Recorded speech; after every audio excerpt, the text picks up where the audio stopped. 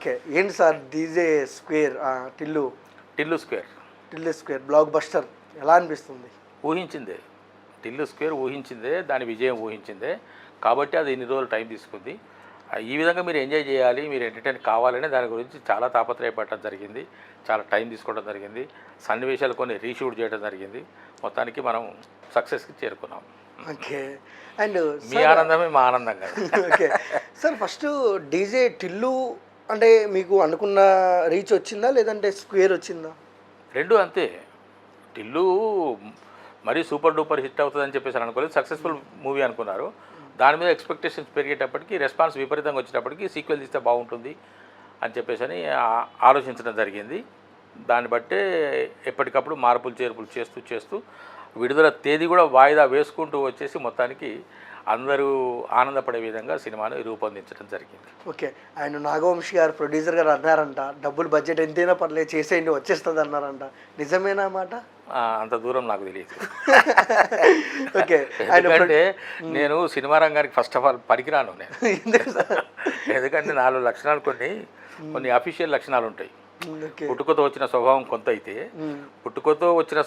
కొంత అయితే దానికి తోడు నేను పెరిగిన వాతావరణము, నాకున్నటువంటి వనరులు వసతులను బట్టి కొంత అయితే, నేను ఎలక్ట్రిసిటీ బోర్డులో పనిచేశాను. దాంట్లో అడ్మినిస్ట్రేషన్ సెక్షన్లో పనిచేయటం వల్ల మరింత అంటే మొదలే నేను కొంచెం జాగ్రత్త పడే మనిషిని.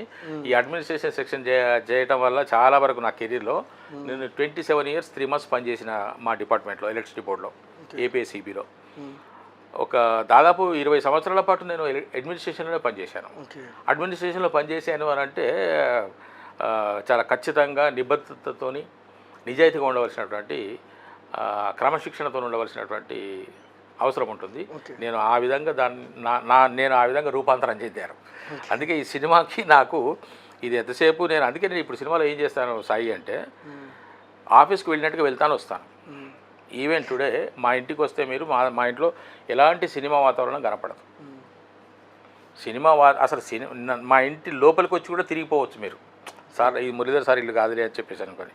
అంతగా మా ఇల్లు నిరాడంబరంగా ఏమాత్రం సినిమా వాతావరణం లేకుండా ఉంటుంది. నేను కూడా సినిమా షూటింగ్కి వస్తే హాయిగా ఆఫీస్కి వెళ్ళినట్టుగా వెళ్ళటము, నా పని ఏమిటో నేను చేసుకోవటము, చక్కగా తిరిగి రావటం తప్ప.